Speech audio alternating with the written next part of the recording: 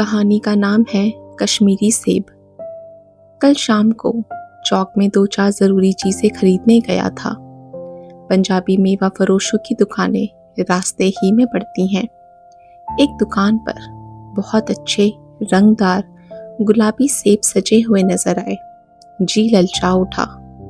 आजकल शिक्षित समाज में विटामिन और प्रोटीन के शब्दों में विचार करने की प्रवृत्ति हो गई है। टोमेटो को पहले कोई सेंट भी नहीं जानता था। अब टोमेटो भोजन का आवश्यक अंग बन गया है।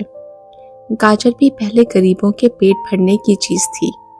अमीर लोग तो उसका हलवा ही खाते थे, मगर अब पता चला है कि गाजर में भी बहुत विटामिन है। इसलिए गाजर को भी मेजों पर स्थान मिलने लगा है। और सेब के विषय में तो क्या ही कहने कि एक सेब रोज खाइए तो आपको डॉक्टरों की जरूरत ना रहेगी। डॉक्टर से बचने के लिए हम नीम कौड़ी तक खाने को तैयार हो सकते हैं। सेब तो रस और स्वाद में अगर आम से बढ़कर नहीं है तो घटकर भी नहीं है। हाँ, बनारस के लंगड़े और लखनऊ के दशहरी और मुंबई के अल्फांसो की बात दूसरी है।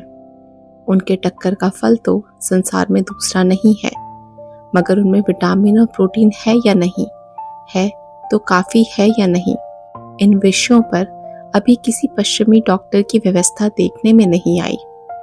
सेब को यह व्यवस्था मिल चुकी है। अब वह केवल स्वाद की चीज नहीं है, उसमें गुण भी है। हमने दुकानदार से मोल भाव किया और आधा सेर सेब मांगे। दुकानदार ने कहा, बाबूजी बड़े मजेदार सेब आए हैं, खास कश्मीर के, आप ले जाएं, खाकर तबीयत खुश हो जाएगी। मैंने रुमाल निकालकर उसे देते हुए कहा, चुन चुन कर रखना। दुकानदार ने तराजू उठाई और अपने नौकर से बोला, आधा सेर कश्मीरी सेब निकाल ला, चुन कर लाना। वह 4 सेब ले आया।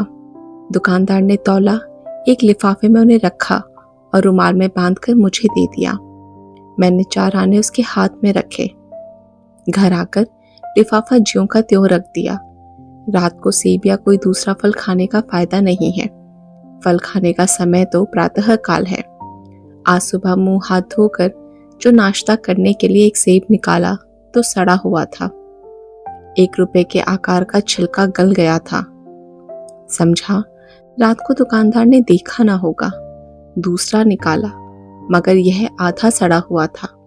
अब संदेह हुआ, दुकानदार ने मुझे धोखा तो नहीं दिया है।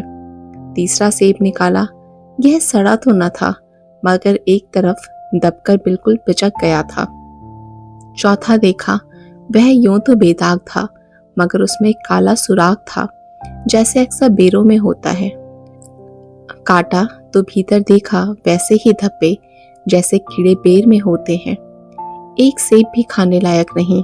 4 आने पैसों का इतना गम न हुआ जितना समाज के इस चारित्रिक पतन का। दुकानदार ने जानबूझकर मेरे साथ धोखाबाजी का व्यवहार किया। एक सेब सड़ा हुआ होता तो मैं उसको क्षमा के योग्य समझता, सोचता उसकी निगाह न पड़ी होगी, मगर चारों के चारों खराब निकल जाए यह तो साफ धोखा है। मगर इस धोखे में मेरा भी सहयोग था।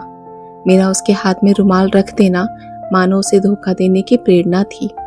उसने भाप लिया कि महाशय अपनी आंखों से काम लेने वाले जीव नहीं है और ना इतने चौकस है कि घर से लौटाने आए। आदमी बेईमानी तभी करता है जब उसे अवसर मिलता है। बेईमानी का अवसर देना, चाहे वह अपने ढीलेपन से हो या सहज विश्वास से, बेईमानी में सहयोग देना है। पढ़े लिखे बाबुओं और कर्मचारियों पर तो अब कोई विश्वास नहीं करता। किसी थाने या कचहरी या म्युनिसिपालिटी में चले जाइए, आपकी ऐसी दुर्गति होगी कि आप बड़ी से बड़ी हानि उठाकर भी उधर ना जाएंगे। व्यापारियों की साख अभी तक बनी हुई थी। यूं तौल के चाहे छटांक आधा छटांक कम ले, लेकिन आप उन्हें 5 की जगह भूल से 10 के नोट दे आते थे तो आपको घबराने की जरूरत ना थी। आपके रुपए सुरक्षित थे। मुझे याद है, एक बार मैंने मुहर्रम के मेले में एक खोमचे वाले से एक पैसे की रेवड़ियां ली थी और पैसे की जगह अठन्नी दे आया था। घर जाकर जब अपनी भूल मालूम हुई तो खोमचे वाले के पास दौड़ गया। आशा नहीं थी कि वह अठन्नी लौटाएगा, लेकिन उसने प्रसन्नचित्त से अठन्नी लौटा दी और उल्टे मुझसे क्षमा मांगी और यह कश्मीरी सेब के नाम से सड़े हुए सेब बेचे जाते हैं। मुझे आशा है पाठक बाजार में जाकर मेरी तरह आंखें न बंद कर लिया करेंगे, नहीं उन्हें भी कश्मीरी सेब ही मिलेंगे।